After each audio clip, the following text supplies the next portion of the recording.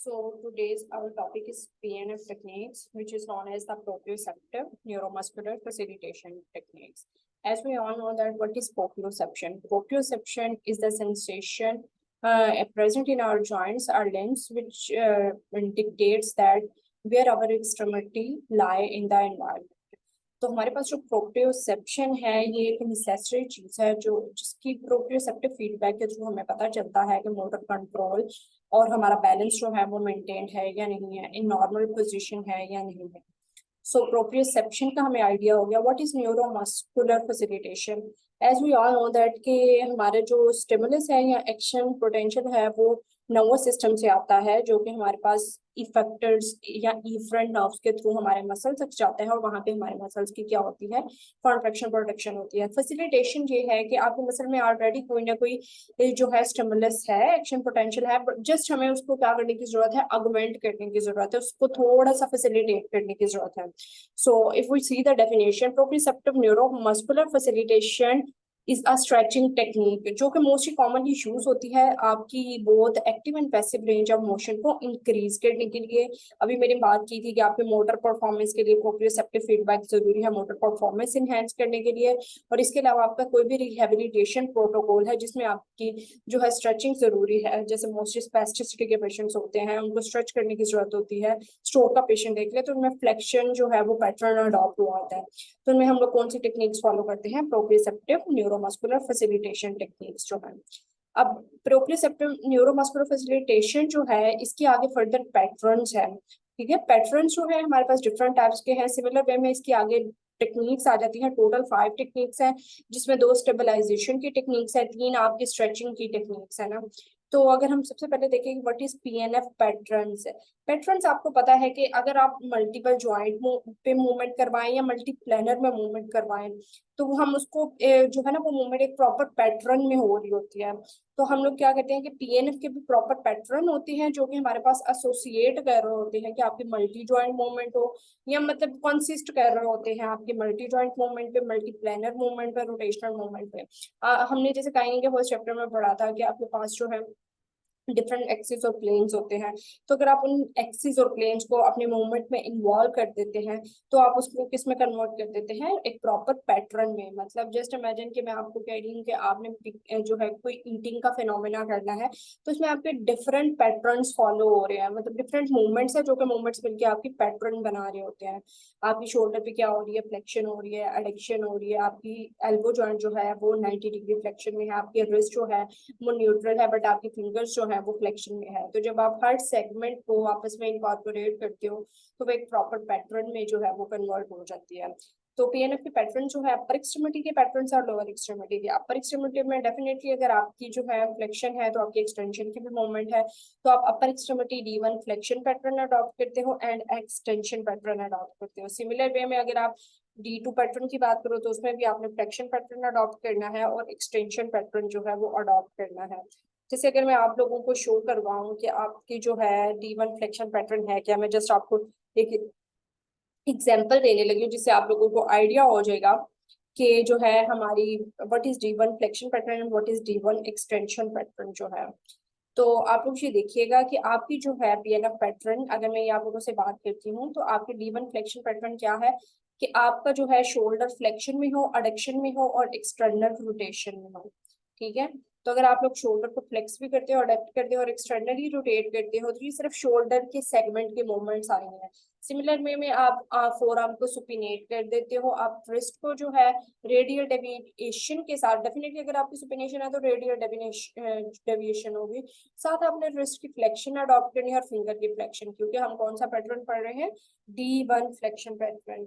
इसी तरह similar way में अगर आप D1 एक्सटेंशन पैटर्न देखेंगे तो अब आपने क्या लेके जाना है? अपने शोल्डर को एक्सटेंशन में लेके जाना है, एबडक्शन। वो ऑटोमेटिकली जब आप एक्सटेंशन में लेके जाते हो अपने शोल्डर को मिड लाइन से बैकवर्ड लेके जाते हो तो वो एबडक्शन में चला जाता है, और फिर आप इंटरनली रोटेशन कर देते हो, आपकी फोरआर्म खुद ब खुद ही जो है वो प्रोनेशन में होगी। जो प्रोनेशन में होती है तो अब्डोमिनल डेविएशन जो है वो ज्यादा होने के चांसेस, अब आपकी रिस्ट एक्सटेंशन में आ जाएगी और आपकी फिंगर जो है एक्सटेंशन में आ जाएगी। तो अगर आपने कोई भी पैटर्न रिमाइंड करना है जो कि हम पीएनएफ टेक्निक में आगे पेशेंट को फॉलो भी करवाते हैं, तो अपने अपने माइंड में रखने के, अगर हमने D1 फ्लेक्शन पैटर्न है, अगर आपको लग रहा है कि आपकी ये D1 फ्लेक्शन वाली सारी मूवमेंट रिस्ट्रिक्ट है, तो आपके लिए इनिशियल या स्टार्टिंग पोजीशन जो पेशेंट की है वो कौन सी होनी चाहिए? D1 एक्सटेंशन की।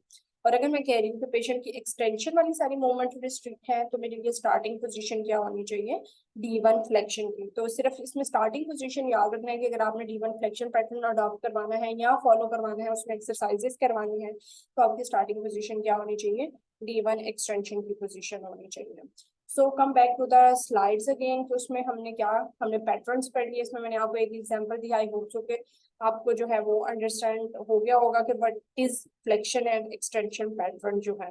तो ये अपर एक्सट्रीमिटी की भी है और ये आपके लोअर एक्सट्रीमिटी की है। मोस्टली आपकी 2 पेयर्स ऑफ फाउंडेशनल मूवमेंट्स होती हैं फॉर द अपर एक्सट्रीमिटी और 2 पेयर्स ऑफ फाउंडेशनल मूवमेंट होती हैं फॉर द लोअर एक्सट्रीमिटी। ठीक है, लोअर एक्सट्रीमिटी में भी सेम वही पैटर्न आ जाएगा। अब अगर मैं पैटर्न्स हमारे हो गए हैं, इन पैटर्न्स के मूवमेंट्स को हमने फॉलो करते हुए टेक्निक्स में इंक्लूड करना होता है। ठीक है, तो पीएनएफ स्ट्रेचिंग जो है टेक्निक्स हमारे पास कौन कौन सी है? होल्ड रिलैक्स टेक्निक है, कॉन्ट्रैक्ट रिलैक्स टेक्निक है, कॉन्ट्रैक्ट रिलैक्स्ड एंटागोनिस्ट कॉन्ट्रैक्ट है। ठीक है, तो ये भी हम आगे फर्दर डिटेल पढ़ते हैं तो हमें आइडिया हो जाएगा what are these techniques. But अगर हम सब टेक्निक्स को स्ट्रेचिंग, सिर्फ स्ट्रेचिंग टेक्निक्स को करते हैं, तो ये हमारे पास कोबायट प्रिंसिपल के ऊपर जो है वो रिलाई कर रही होती है। नेक्स्ट अगर हम लोग बात करते हैं आपकी जो है what is types of PNF, तो टाइप्स ऑफ पीएनएफ में अभी ये टाइप्स ऑफ पीएनएफ टेक्निक की बात हो रही है, जिसमें आपकी होल्ड रिलैक्स की टेक्निक है, कॉन्ट्रैक्ट रिलैक्स की टेक्निक है और कॉन्ट्रैक्ट रिलैक्स एंटागोनिस्ट कॉन्ट्रैक्शन है। अब अगर मैं रिदमिक इनिशिएशन और रिदमिकल स्टेबलाइजेशन की बात करूंगी, तो ये आपके मोशन टेक्निक्स में आ रही है, जो कि अभी मैंने बात की थी कि आपकी स्ट्रेचिंग टेक्निक है। फर्स्ट 3 आपकी स्ट्रेचिंग टेक्निक है और लास्ट वाली 2 जो है आपकी स्टेबलाइजिंग या स्टेबिलिटी की टेक्निक्स है। नेक्स्ट हमारे पास आ जाता है different types of muscle contraction. ये भी हम लोगों को आइडिया होगा कि what is isometric muscle work है, what is isotonic muscle work. Isometric muscle work जिसमें आपकी चेंज इन मसल लेंथ नहीं होती, आपने सिर्फ कॉन्ट्रैक्शन जो है वो मसल के अंदर जो है वो प्रोड्यूस करवानी होती है, फ्लिकर्स ऑफ कॉन्ट्रैक्शंस प्रोड्यूस होती है। इसमें कोई भी विजिबल आपको ग्रेट मूवमेंट जो है वो फील नहीं होगी कि आपकी कोई विजिबल मूवमेंट हो रही है। सिमिलर वे में अगर मैं आइसोटोनिक कॉन्ट्रैक्शंस की बात करूं, तो आइसोटोनिक कॉन्ट्रैक्शन में आपकी इसेंट्रिक मसल वर्क और कॉन्सेंट्रिक मसल वर्क आ जाता है। मतलब बेसिकली इसमें चेंज इन लेंथ हो रही होती है, आपको विजिबल मूवमेंट प्रोडक्शन जो है वो शो हो रही होती है। जैसे मैं एल्बो फ्लेक्शन की बात करती हूँ, तो आप न्यूट्रल से टुवर्ड द एक्सट्रीमिटी मूव करते हो शोल्डर जॉइंट, तो आपकी कौन सी? कंसेंट्रिक कॉन्ट्रैक्शन हो जाएगी। और सिमिलर वे में अगर मैं इसेंट्रिक कॉन्ट्रैक्शन करती हूँ, आप अवे फ्रॉम द जो है बोनी सर्फेसिस मूव कर रहे हो, तो आपकी क्या है? इसेंट्रिक कॉन्ट्रैक्शन है, जहां पे आपकी मसल की लेंथनिंग हो रही है। तो कंसेंट्रिक कॉन्ट्रैक्शन है बेसिकली कॉन्ट्रैक्शन ऑफ मसल्स, और इसेंट्रिक है कि अवे फ्रॉम द फोर्स जो है वो मूव करना है, आप इलोंगेट कर रहे हो मसल को। तो इसेंट्रिक मसल वर्क जो है वो किसी भी पेशेंट के लिए करना इजी है, इसमें फिजियोलॉजिकल कास्ट कम होती है as compare to concentric muscle contraction जो है। नेक्स्ट हमारे पास आ जाता है coordination within muscle group. आपको पता है मसल जो है वो इन ग्रुप फॉर्म जो है वो वर्क कर रहे होते हैं, जिसमें आपके एगोनिस्ट आ जाते हैं जिसको आप प्राइम मूवर्स कह रहे होते हैं, उसके बाद एंटागोनिस्ट आ जाते हैं, इसके अलावा आपके साइनर्जिस्ट आ जाते हैं एंड फिक्सेटर्स आ जाते हैं। तो एगोनिस्ट या प्राइम मूवर्स की अगर मैं बात करूँ, तो वो जो आपकी प्राइमरी मूवमेंट को इनिशिएट करते हैं, और वो साइनर्जिस्ट जो है आपकी एगोनिस्ट को ही हेल्प आउट कर रहे हैं। साइनर्जिस्ट अगर मैं सिन का मतलब देखूं, तो ये है इन कोऑर्डिनेशन या इन कॉन्टेक्ट विच या इन असिस्टेंस जो है। तो सिंक्रोनाइजेशन में ये वर्क कर रहे होते हैं विद प्राइम मूवर्स, तो इसको आप लोग क्या कह रहे होते हो? साइनर्जिस्ट। सिमिलर वे में अगर मैं फिक्सेटर्स की बात करूँ, तो फिक्सेटर्स आपके लिए बहुत नेसेसरी होते हैं, जो कि आपके मोस्ट प्रॉक्सिमल पार्ट होते हैं। किसी भी जॉइंट को अगर आप मूव कर रहे हैं, तो उसका प्रॉक्सिमल जॉइंट जो भी होगा या पार्ट होगा, आपने उसको फिक्स या स्टेबलाइज करना होता है। ये हमारे लिए इसलिए नेसेसरी होते हैं कि ये हमारे पास एक ही पर्टिकुलर जॉइंट पर मूवमेंट को एफिशिएंटली परफॉर्म करवाते हैं। कि अगर मैंने स्केपुला को स्टेबलाइज नहीं किया, तो हो सकता है कि आपके शोल्डर के ओवरहेड एबडक्शन और उसमें आपकी शोल्डर की मूवमेंट की बजाय आपकी स्केपुला की मूवमेंट इन्वॉल्व हो रही है। बट हमारा टारगेट एरिया या एक्सट्रीमिटी थी कि हमने शोल्डर एबडक्शन देखनी है कि पेशेंट शोल्डर एबडक्शन कितनी कर सकता है। तो आपने फिर क्या करना है? स्केपुला को फिक्स या स्टेबलाइज करना है। तो आपको पता है हर एक जो मसल ग्रुप है उसमें डिफरेंट टाइप्स के जो है साइनर्जिस्ट और फिक्सेटर्स वर्क कर रहे होते हैं with respect two agonist and antagonist जो है। नेक्स्ट हमारे पास आ जाते हैं ये नेक्स्ट उन्होंने एग्जांपल दी हुई है कि अगर हम अपर एक्सट्रीमिटी में देखें तो उसमें फ्लेक्सर कंपार्टमेंट है और एक्सटेंसर कंपार्टमेंट है, ठीक है। सिमिलर वे में लोअर एक्सट्रीमिटी में भी आपके पास फ्लेक्सर कंपार्टमेंट है और एक्सटेंसर कंपार्टमेंट है। ये आपके एज अ लार्ज मूवमेंट या लार्ज सरफेस एरिया को कवर करने वाला जो कंपार्टमेंट है, इसमें मल्टीपल मसल इन्वॉल्व होते हैं, तो ये उन्होंने एग्जाम्पल दी है। नेक्स्ट आपका isometric and isotonic muscle contraction, ये ऑलरेडी मैं बता चुकी हूँ। नेक्स्ट हेड से यही टर्म्स है, आपने जो है ये टर्म आप ऐसे भी याद कर सकते हैं जो कि आपने डेफिनेशंस मेंशन है, what is concentric muscle work, what is isometric muscle work. एक चीज जो आपने माइंड में रखी है, major muscle work two types का है, जो है आइसोमेट्रिक और आइसोटोनिक। आइसोटोनिक को आगे हम फर्दर टू में डिवाइड करते हैं, जिसमें आपका कॉन्सेंट्रिक मसल वर्क आ जाता है और इसेंट्रिक मसल वर्क आ जाता है। नेक्स्ट हमारे पास है कि प्रिंसिपल ऑफ एप्लीकेशन। प्रिंसिपल वो है कि कौन सी ऐसी चीजें या बेसिक जो है हमारे पास नीड्स हैं एज अ फिजिकल थेरेपिस्ट हमें अपने माइंड में रखनी है जब हमने पीएनएफ टेक्निक जो है वो फॉलो करवानी है। तो सबसे पहले अगर हम लोग देखें, ये जनरलाइज्ड टेक्निक है। ये टेक्निक्स वो है कि अगर आपने पीएनएफ का होल्ड रिलैक्स जो है टेक्निक परफॉर्म करवानी है इन D1 फ्लेक्शन पैटर्न में, तो आपने इसको कैसे अडॉप्ट करवाना है। तो आपने पैटर्न को 10 सेकंड स्ट्रेच के साथ जो है वो रखना है और 2 सेकंड रिलैक्सेशन, जो कि हम हमेशा से करते हैं कि 10 सेकंड होल्ड और 2 सेकंड रिलैक्स, ये हमारा स्टैंडर्ड क्राइटेरिया है। इसके अलावा फर्स्टली आपने active range of motion check करनी है किसी भी पेशेंट की, कि पेशेंट की एक्टिव रेंज ऑफ मोशन कितनी है। उसके बाद अगर आपको लगता है कि active range of motion patient नहीं कर सकता है या उसके मसल की इतनी कॉन्ट्रैक्शन ही है, तो फिर आप अप्लाई करते हो पैसिव स्ट्रेच या पैसिव जो है आपकी मूवमेंट जो है। Basically active range of motion इसलिए भी जरूरी है कि आप देखिए कि पेशेंट अगर जस्ट इमेजिन आपको किसी जॉइंट की total range of motion 90 degree है, तो हो सकता है पेशेंट की पेनफुल कंडीशन की वजह से वो सिर्फ आपके पास 50 डिग्री आ रही हो, तो वो 50 डिग्री उसकी एक्टिव रेंज ऑफ मोशन है, अब वो उसकी 90 डिग्री नहीं है। तो अब आपको पता होना चाहिए कि आपकी इनिशियल पोजीशन जो है वो 50 डिग्री से ही स्टार्ट हो, ना कि आप पैसिवली उसको 90 पे लेके जाए और फिर वहां से अपनी मूवमेंट स्टार्ट करें। तो एक्टिव मूवमेंट पेशेंट की कंफर्टेबल पोजीशन देखनी है और पेन फ्री रेंज देखनी है। इसके अलावा हम हमेशा से ये स्टैंडर्ड क्राइटेरिया कि आपने कोई भी प्रोटोकॉल या प्रोसीजर किसी भी पेशेंट पे फॉलो करवाना है, रादर देन कि आप उसका डायग्नोसिस बना रहे हो या उसके ट्रीटमेंट बता रहे हो, तो आपने उसको प्रॉपर्ली कम्युनिकेट करना है उस प्रॉपर प्रोसीजर के साथ। नेक्स्ट हमारे पास पीएनएफ की टेक्निक्स हैं, वो जो हमने अभी पढ़ी है स्ट्रेचिंग टेक्निक्स। अब हमने उसको डिटेल में डिस्क्राइब करना। What is hold relax technique, जैसे कि आपको नेम से पता चल रहा है कि आपने 10 सेकंड होल्ड करना है और उसके बाद पेशेंट के अफेक्टेड मसल को आपने क्या कर देना है, रिलैक्स कर देना है। ये आपका अफेक्टेड मसल आपका एगोनिस्ट हो सकता है और आपका एंटेगोनिस्ट हो सकता है, तो आप अपने इजी अंडरस्टैंडिंग के लिए उस मसल को एगोनिस्ट ही कंसीडर कर सकते हैं, ठीक है। तो hold relax pain of stretching technique जो है ये मोस्टली फैसिलिटेट कर रही होती है रिलैक्सेशन ऑफ मसल को to gain the range of motion. इसमें बेसिकली हमने आइसोमेट्रिक कॉन्ट्रैक्शन जो है वो प्रोवाइड करनी है किसी भी मसल को। तो इसमें मैं आपको एग्जांपल देती हूँ एल्बो फ्लेक्शन की। आपने एल्बो फ्लेक्शन करवानी है पेशेंट की, आपका एगोनिस्ट क्या कौन सा होगा, बाइसेप्स होंगे, ठीक है। एल्बो फ्लेक्सर जो है वो आपके एगोनिस्ट है और आपको वो वीकेंड मसल लग रहे हैं और आपने उनकी रेंज ऑफ मोशन जो है वो गेन करनी है।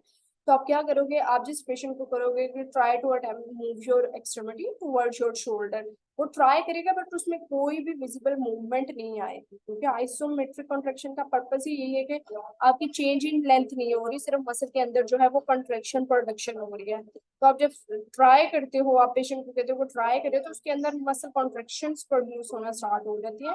तो आपको चाहिए आइसोमेट्रिक मसल कॉन्ट्रैक्शन। आप देखेंगे कि होल्ड रिलैक्स और कॉन्ट्रैक्ट रिलैक्स में डिफरेंस ही यही है कि हमें होल्ड रिलैक्स में आइसोमेट्रिक कॉन्ट्रैक्शन चाहिए, आइसोटोनिक नहीं चाहिए, विजिबल मूवमेंट नहीं चाहिए।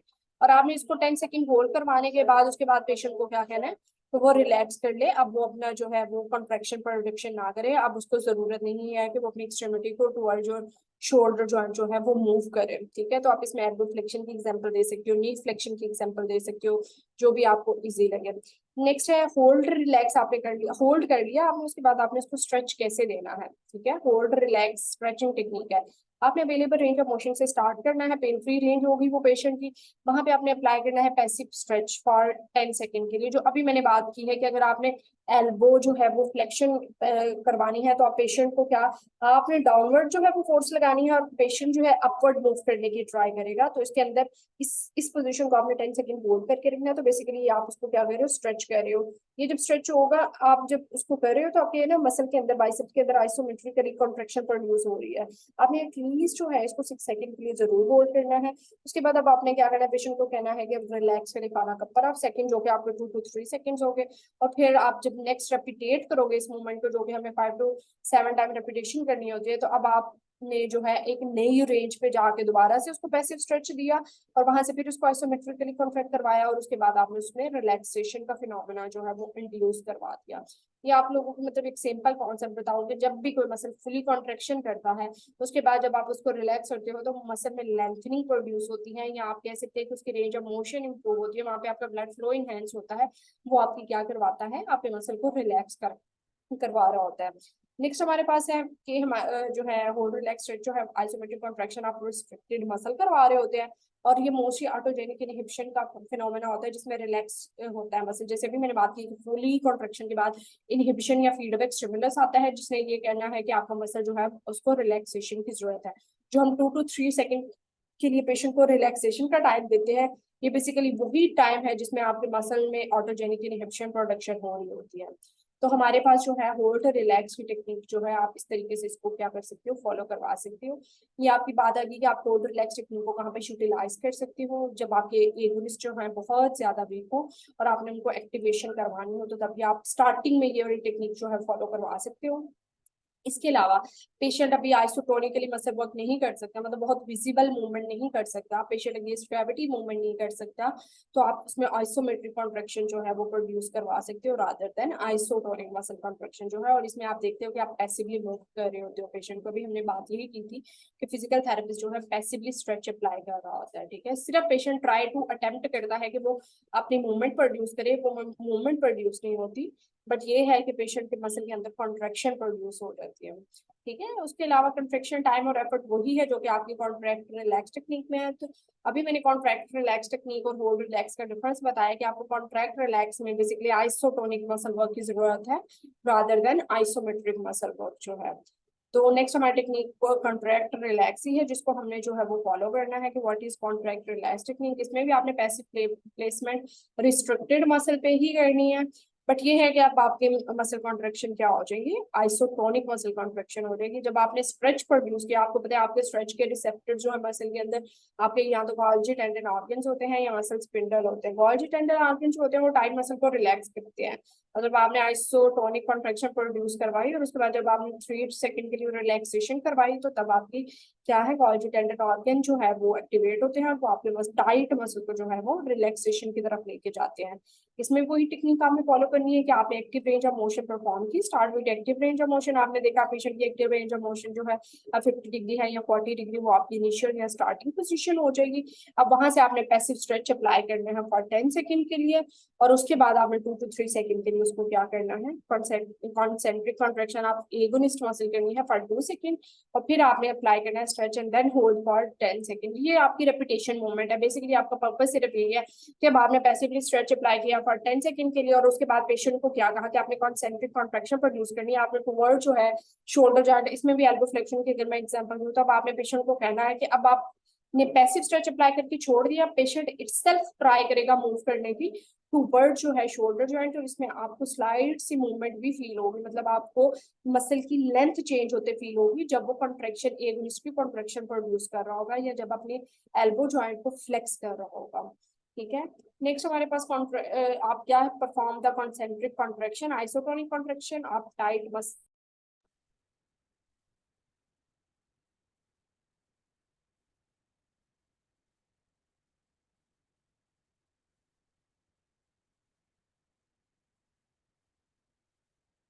ओके उसके बाद हमारे पास आ जाता है कॉन्ट्रैक्ट रिलैक्स टेक्निक। ये पेशेंट को परफॉर्म करते हुए बताई जा रही है। ये बेसिकली आपके बाइसेप और ट्राइसेप्स का मसल वर्क दिखाया जा रहा है कि आपने क्या किया, आपने शोल्डर जो है उसको फ्लेक्स किया है आपका, और फिर उसके बाद आपने क्या किया है, ये एरो की जो पोजीशन है ये आपको आपकी मूवमेंट जो है प्रोडक्शन वो बता रही है कि आपने किस डायरेक्शन में पैसिव स्ट्रेच अप्लाई किया, और उसके बाद पेशेंट ने किस डायरेक्शन में जो है वो अपने आर्म को एक्टिवली जो है वो मूव करने की कोशिश की, या आइसोटोनिक जो है उसमें कॉन्ट्रैक्शन प्रोड्यूस करना स्टार्ट की है। नेक्स्ट हमारे पास आ जाती है रिदमिक इनिशिएशन। मैं आपको लेक्चर के एंड पे जो है एक वीडियो भी दिखाऊंगी जिसमें आपको मूवमेंट जो है उनका आइडिया हो जाएगा, कौन सी मूवमेंट जो है वो कैसे प्रोड्यूस हो रही है, या कॉन्ट्रैक्ट रिलैक्स और होल्ड रिलैक्स में डिफरेंस क्या है। नेक्स्ट हमारे पास आ जाती है रिदमिक इनिशिएशन। रिदमिक इनिशिएशन अभी मैंने आपको बताया था कि मोस्टली ना आपको वर्ड से माइंड में आ रहा है कि इनिशिएशन, हमने किसी भी मूवमेंट को इनिशिएट करना है, तो ये मोस्टली पार्किंसन के पेशेंट में हम लोग करते हैं, जिसमें मूवमेंट करते हुए या उसको मूवमेंट इनिशिएट करते हुए ना रिस्ट्रिक्शन फील होती है। ये बेसिकली होता है कि आपका ब्रेन से जो एक्शन पोटेंशियल स्टिमुलस है वो प्रॉपर्ली आपके मसल तक नहीं पहुंच पा रहा होता कि आपने मूवमेंट इनिशिएट, जहाँ आपका ना टाइम प्रोसेसिंग जो है वो ज्यादा हो जाता है, पेशेंट को समझ में नहीं आ रहा होता कि उसने कैसे मूवमेंट करनी है। जैसे पार्किंसन में आपको पता है डोपामीन की जो है ना वो एबनॉर्मेलिटी अगर हुई होती है ब्रेन में, जिसकी वजह से वो प्रॉपर स्टिमुलस नहीं कर रहा होता और पेशेंट की वॉक जो है वो डिस्टर्ब हो जाती है, जिसको आप फ्रेजिंग आप गेट कहते हो या शॉर्ट स्टेपेज गेट भी कह रहे होते हो।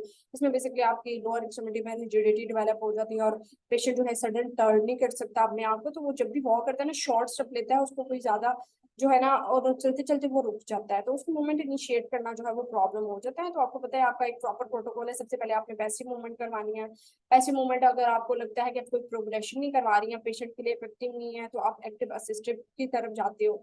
आज जब वो भी एक दो सेशन में परफॉर्म करते हो तो फिर आपको लगता है कि पेशेंट अब भी कर सकते हैं, तो आपने हमेशा प्रोग्रेशन करनी है। फाइनली आप फिर एक्टिव रेंज ऑफ मोशन करवाते हो विदाउट एनी असिस्टेंट, और उसके बाद अगर आपको मसल स्ट्रेंथनिंग की जरूरत है तो आप रेजिस्टेंट एक्सरसाइजेस की तरफ जाते हो।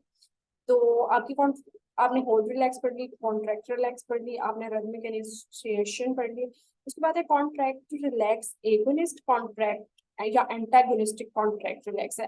बेसिकली आपने नाम में इसको कंफ्यूज नहीं करना, आपको सबसे पहले इसमें कॉन्ट्रैक्ट रिलैक्सेशन वाला फिनोमेना करना है और उसके बाद आपने क्या करनी है, एंटागोनिस्ट में क्या करवानी है, दोबारा से कॉन्ट्रैक्शन करवानी है। ये अगर आप सबसे पहले स्लाइड को समझने की कोशिश करें तो आपने जो है सबसे पहले सब मैक्सिमल आइसोमेट्रिक कॉन्ट्रैक्शन करवानी है टारगेट मसल की, उसके बाद उसको एक्टिवली स्ट्रेच करवाना है न्यू या ग्रेटर पोजीशन में, और उसके बाद उस टेक्निक को यूज करना है फॉर ऑटोजेनिक या रेसिप्रोकल इनहिबिशन के लिए। रेसिप्रोकल इनहिबिशन बहुत जरूरी है, इसी की वजह से आपके एंटागोनिस्ट जो है वो कॉन्ट्रैक्ट करेंगे। जस्ट सिंपल मैं आपको एक एग्जांपल देती हूँ। क्या आपने क्या किया, आपने बाइसेप थे उनको कॉन्ट्रैक्ट करवाया, ठीक है, मूवमेंट करवा के शोल्डर फ्लेक्शन करवा के आपने बाइसेप को जो है वो कॉन्ट्रैक्ट करवाया, जो कि अभी मैंने बात की सब मैक्सिमल आइसोमेट्रिक कॉन्ट्रैक्शन आपको चाहिए। आपने आइसोमेट्रिक कॉन्ट्रैक्शन करवाई बाइसेप्स की, उसके बाद आपने उसको पैसिव स्ट्रेच किया इन न्यू रेंज में, कि आपकी पहले को 40 डिग्री थी तो बाद में आपने पैसिव स्ट्रेच से उसको 45 डिग्री की। अब उस 45 डिग्री से आपने क्या करना है, आप जब लेंथनिंग की तरफ जाते हो या जो है शोल्डर फ्लेक्शन को दोबारा न्यूट्रल पोजीशन में लेके जाने की कोशिश करते हो, तो अब आपके क्या है, बाइसेप तो रिलैक्स हो रहे हैं बट आपके एक्सटेंसर्स या आपकी शोल्डर एक्सटेंसर जिसमें आप ट्राइसेप्स के असिस्टेड या साइड मसल्स हैं वो होते हैं एंटागोनिस्ट, और उनमें कॉन्ट्रैक्शन प्रोडक्शन स्टार्ट हो जाती है। आप 40 डिग्री से जब न्यूट्रल भी जाने की ट्राई करते हो आफ्टर पैसिव स्ट्रेच, तो आपके एंटागोनिस्ट में क्या आपकी कॉन्ट्रैक्शन डेवलप होना स्टार्ट हो जाती है। तो ये बेसिकली एक रेसिप्रोकल इनहिबिशन है कि जब आप एंटागोनिस्ट को कॉन्ट्रैक्ट करवाओगे तो उसके रेसिप्रोकली आपके एगोनिस्ट में क्या होगी, रिलैक्सेशन होगी या इनहिबिशन इंड्यूस होगी। तो इसमें मतलब बेसिकली आपके तीन चीजें आ जाती है कि फर्स्टली आपने आइसोमेट्रिक कॉन्ट्रैक्शन करवाई फॉर 10 सेकेंड, 2 to 3 सेकंड का पैसिव स्ट्रेच दिया और उसके बाद आप उसको दोबारा न्यूट्रल पोजीशन में लेके गए, तो आपके जो एंटागोनिस्ट थे अब वो वर्क कर रहे हैं आइसोमेट्रिकली कॉन्ट्रैक्शन या आइसोटोनिकली कॉन्ट्रैक्शन, बट आपकी रिलैक्सेशन या रेसिप्रोकल इनहिबिशन किसमें आ रही है, आपके बाइसेप या एगोनिस्ट में। तो आपका वर्किंग मसल तो वही था एगोनिस्ट जिसपे हम वर्क कर रहे हैं, जिसको हमने सब मैक्सिमली आइसोमेट्रिकली कॉन्ट्रैक्ट किया था। तो उसमें देखें कि फुली कॉन्ट्रैक्शन के बाद आपने फुली रिलैक्सेशन इंड्यूस करवाई इन न्यू रेंज। न्यू रेंज आपने कैसे अचीव की, थ्रू पैसिव स्ट्रेच, जो कि आपने 2 to 3 सेकंड के लिए अप्लाई किया था। तो इसकी भी मैं आपको हेडलाइन जो है एक वीडियो जरूर दिखाऊंगी ताकि आपको समझ में आ जाए कि आपने इस एग्जांपल को कैसे जो है वो इसमें इंक्लूड करना है। इसमें भी आपकी फर्दर एग्जांपल जो है आपकी जो है वो कंटिन्यू की हुई है कि आपने इनकरेज करना है ये मतलब टेक्निक्स कहाँ पे यूज होती हैं, स्टेबिलिटी ऑफ फ्रंट या हिप या शोल्डर गर्डल के लिए। और ये बेसिकली ये वो टेक्निक है जो कि अभी हमने रिदमिक इनिशिएशन पढ़ी थी या रिदमिक स्टेबलाइजेशन टेक्निक हम लोग आगे पढ़ेंगे। तो उसमें जो है मोस्टली हमारे ट्रंक स्टेबिलिटी और स्कैपुलर स्टेबिलिटी रिक्वायर्ड होती है। ये आपकी नेक्स्ट 2 स्लाइड्स में एग्जांपल हैं, या आप इस ये वाली एग्जांपल भी इंक्लूड कर सकते हैं। इसके अलावा अगर आपको कॉन्सेप्ट समझ में आ गया है तो आप अपर एक्सट्रीमिटी या लोअर एक्सट्रीमिटी में से किसी की भी जॉइंट की एग्जांपल जो है इसमें इंक्लूड कर सकते हैं। ओके, नेक्स्ट हमारे पास आ जाता है, ये आपकी बहुत ज्यादा एग्जांपल उन्होंने मेंशन की हुई हैं, तो इसमें जो है आप देख सकते हैं 3 to 4 स्लाइड्स जो है वो आपकी एग्जांपल की कंटिन्यूएशन में आ रही हैं। और ये आपकी जो है ना इन रिदम, इस स्लाइड में उन्होंने बताया कि रिदमिक स्टेबलाइजेशन में जो है रेजिस्टेंस हम अप्लाई करते हैं opposite side of the joint पे, क्योंकि अब हमें क्या चाहिए, रिदमिक स्टेबलाइजेशन चाहिए। जैसे मैंने श्रगिंग आप शोल्डर करनी है कुछ भी, तो उसमें हमारे पास क्या है, मैं डाउनवर्ड प्रेशर अप्लाई करूंगी, पेशेंट अपवर्ड स्ट्रगिंग करने की कोशिश करेगा, तो डायरेक्शन हमारी मूवमेंट के ऑपोजिट आ रही है। तो आपने माइंड में, मैंने आपको स्टार्टिंग में बताया था कि स्टेबलाइजिंग टेक्निक जो है वो स्टेबिलिटी के लिए है, आप इसको स्ट्रेंथनिंग टेक्निक में भी लिख सकती हो। बट जो होल्ड रिलैक्स, कॉन्ट्रैक्ट रिलैक्स और कॉन्ट्रैक्ट रिलैक्स विद एगोनिस्ट या एंटागोनिस्ट कॉन्ट्रैक्शन है, वो आपकी स्ट्रेचिंग टेक्निक है।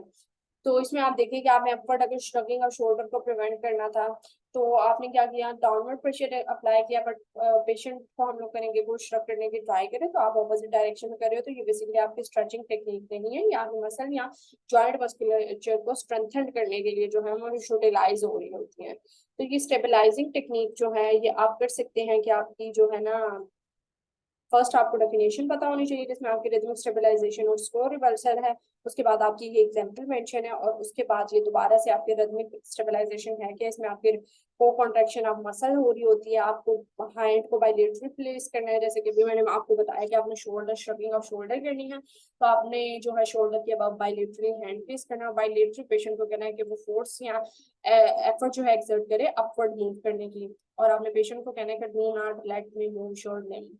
सिमिलर वे में अगर मैं आपकी उसकी बात करती हूँ पेल्विस रीजन की, तो पेल्विस रीजन में भी आपने ऐसे ही मूवमेंट करनी है, आपने साइड पोजीशन में पेशेंट को लटा दें, और आप डाउनवर्ड से, जैसे हम ट्रंक रोटेशन करवाते हैं, आप पेल्विस को क्या करें, बैक साइड से जो है अपना हैंड प्लेस करें, और आप ट्रंक रीजन को जो है इंटीरियर साइड से प्लेस करें, और अब आप पेशेंट को कहें कि आपने पेल्विस बैक साइड पे मूव करने की ट्राई करनी है, और ट्रंक को इंटीरियरली। तो आप बेसिकली ट्रंक की रोटेशन को जो है वो फ्रॉम, जब आपने चेस्ट पे हैंड प्लेसमेंट किया है तो आप बैकवर्ड पुश करोगे, और पेल्विस को आप एंटीरियरली पुश करोगे, तो आप जो पेशेंट रोटेट करने की कोशिश कर रहा है आप उसमें रेजिस्टेंस मूवमेंट लेके आ रहे हो, तो ये आपकी बेसिकली रिदमिक स्टेबलाइजिंग टेक्निक है, जो कि आप मोस्टली ट्रंक रीजन के लिए यूज करते हो, जिसमें आपका स्कैपुलर स्टेबिलिटी बहुत जरूरी है, और उसके अलावा आपकी पेल्विक स्टेबिलिटी जो है वो बहुत ज्यादा जरूरी है। नेक्स्ट बिल्कुल लास्ट टेक्निक आपकी स्लो रिवर्सल्स है, या आपके mostly Sherrington principle of successive induction, जो कि आपने बायोमैकेनिक्स में पढ़ा होगा। इसमें हम लोग क्या करते हैं कि फ्लेक्सर रिफ्लेक्स जो है ना वो एक्साइटेबिलिटी ऑफ एक्सटेंसर रिफ्लेक्स जो है वो इंक्रीज करता है। जस्ट इमेजिन कि मैंने फ्लेक्शन, अब हमारा जो वर्किंग मसल होगा वो एक्सटेंसर्स होंगे, यहाँ आपके एंटागोनिस्ट होंगे रादर देन एगोनिस्ट। आपने एगोनिस्ट को कॉन्ट्रैक्ट किया और उसके बाद आपने जब रिलैक्स किया वो ही ऑटोजेनिक इनहिबिशन वाला, बट आपने अब स्लो रिवर्सल कर लिया। पहले तो हमने स्ट्रेच भी उसमें इंड्यूस किया था, इसमें आपने स्ट्रेच इंड्यूस नहीं करना है। ये टेक्निक उस टेक्निक से डिफरेंट कैसे है कि आपने एगोनिस्ट को कॉन्टैक्ट करते ही जो है उसको पेशेंट को कहना है कि इटसेल्फ ही स्लोली जो है, आप पैसिवली भी करवा सकते हैं, एक्टिवली भी पेशेंट कर सकते हैं। आपने पैसिवली जो है आपने एगोनिस्ट को कॉन्ट्रैक्ट किया, और उसके बाद आपने पैसिवली जो है एगोनिस्ट को रिलैक्स किया, तो आपके ऑपोजिट जो मसल था एंटागोनिस्ट में उसमें कॉन्ट्रैक्शन प्रोड्यूस होना स्टार्ट होगी। तो बेसिकली स्लो रिवर्सल ये है कि आपने जो है सक्सेसिव इंडक्शन करनी है एगोनिस्ट कॉन्ट्रैक्शन की इनटू एंटागोनिस्ट कॉन्ट्रैक्शन में, या फ्लेक्सर रिफ्लेक्स को इलिसिटेड कर रहे होते हो इन एक्सटेंसर रिफ्लेक्स में। जब आप फ्लेक्सर्स वाले कंपार्टमेंट को रिलैक्स करोगे तो ऑटोजेनिक इनहिबिशन वाला फिनोमेना फ्लेक्सर्स या एगोनिस्ट को तो रिलैक्स करेगा, बट आपके एंटागोनिस्ट या जो उसके रिवर्सल्स मसल है उनमें कॉन्ट्रैक्शन प्रोड्यूस करेगा। तो इसका डिफर सिर्फ यही है कि इसमें आपने स्ट्रेच वगैरह न्यू पोजीशन कोई भी अडॉप्ट नहीं करनी है, सिर्फ इसमें स्लो रिवर्सल करवाना है एगोनिस्ट और एंटागोनिस्ट के मोमेंट का। तो ये हमारा लेक्चर जो है यहीं पे कंप्लीट हो जाता है। इसमें मैं सबसे पहले आपको जो है ना वो जो वीडियोस हैं आपकी वो मैं मतलब अगर है तो मैं इसी लेक्चर में जो है इंड्यूस कर देती हूँ, ताकि आप लोगों को जो है आइडिया हो जाए कि होल्ड रिलैक्स और होल्ड रिलैक्स टेक्निक आपने फॉलो कैसे करनी है। ठीक है, तो आई होप सो कि आपको इसमें जो है ये भी समझ में आ जाएगी, जो आपके जो है होल्ड रिलैक्स में आपने कैसे इस चीज को जो है मैंने फॉलो करना है, होल्ड रिलैक्स और इसका स्ट्रेच आपने कैसे फॉलो करना है। Stretching technique. Before we start any sort of partner stretching, we should be setting up some appropriate communication terms with our client and between the trainer. We're going to set a 1 to 5 stretch scale where we want to make sure all of our range of motion stretch. Make sure you as a trainer are setting yourself up appropriately so you don't injure yourself. Let's put our client now through our passive range of motion stretch. How's that feeling now? What sort of numbers are we at? Fantastic. We're going to hold this for approximately 10 seconds.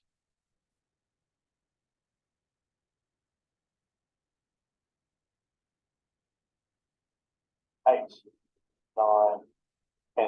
From here, we're going to ask our client to isometrically contract towards the trainer for 6 seconds. Off we go. How's that rating then? You feel it around about 3 or 4? Fantastic. 5, 6. We're going to ask our client to relax for a couple of seconds and then further move to a passive stretch of a rating of about 3 or 4. How's that feeling there? Fantastic. We're going to hold this stretch for another 10 to 15 seconds.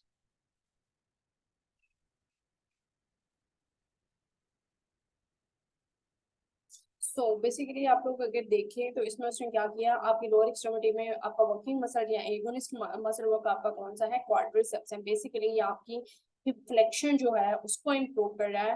उन्होंने देखा 90 degree या almost 70 degree जो है उसने already जो है initial position जहां से उसने स्टार्ट किया वहां पे उसने जो पेशेंट कंफर्टेबल पोजीशन थी या एक्टिव रेंज ऑफ मोशन थी वहीं पे उसने रख के क्या किया, पेशेंट को जो है वहां से उसको स्ट्रेच अप्लाई करना स्टार्ट किया।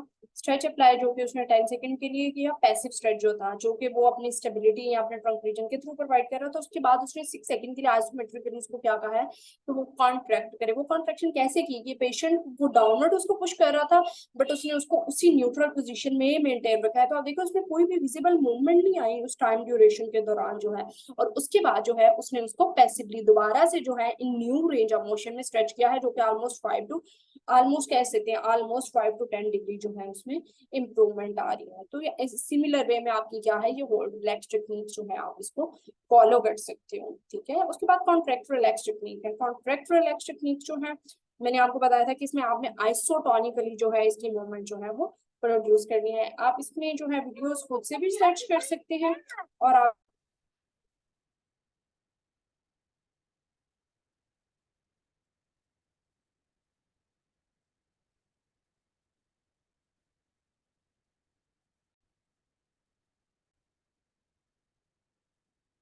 by two simple methods. One is the contract relax direct treatment method, and the other one is known as contract relax indirect treatment method. Method involves resisting the isotonic contractions of tight range of motion. So step 1 is to put the joint in the end range of available motion. Now this can be done in two ways. One is by putting the joint passively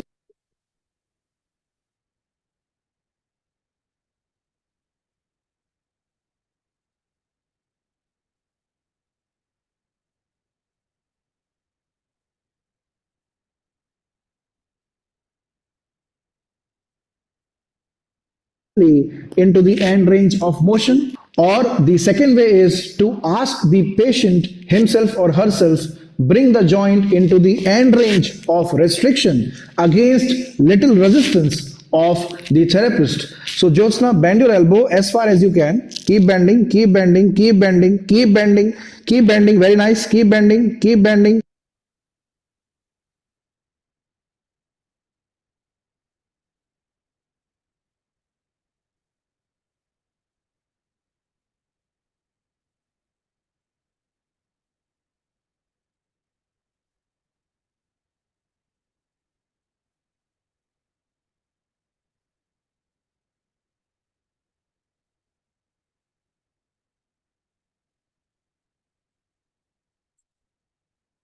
Keep bending. Can you go any further?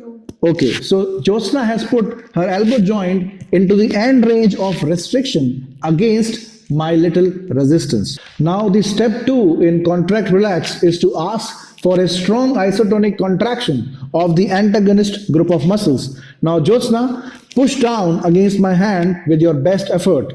Push down, push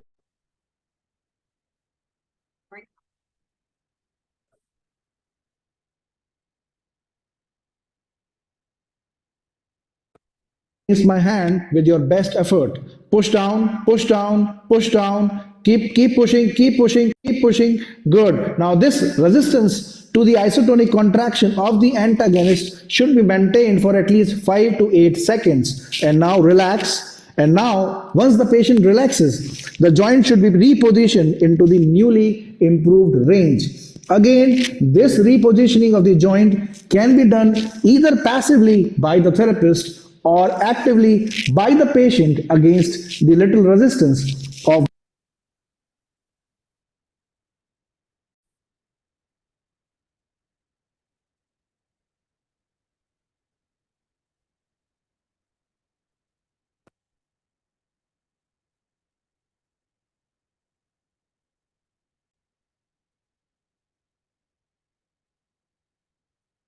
okay students, I hope so कि आपको जो है ये videos जो है इससे कुछ understanding जो है वो मिल गई होगी।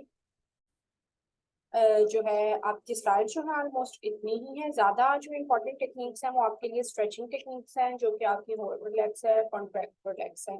रिदमिक स्टेबलाइजेशन इनिशिएशन बहुत इजी टेक्निक्स है जो कि हर किसी पर्टिकुलर पेशेंट पे जो है आप अप्लाई करते हो।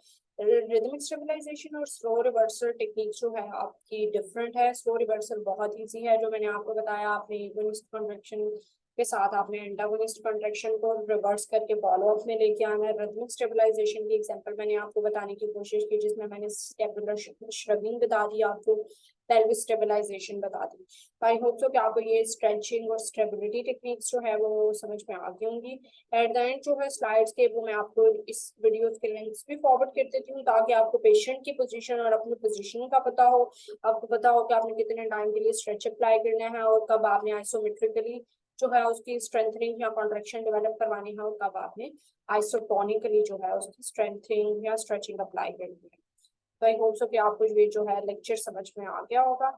अब जो है थैंक यू सो मच आपकी जो है अंडरस्टैंडिंग के लिए और इतना टाइम देने के लिए।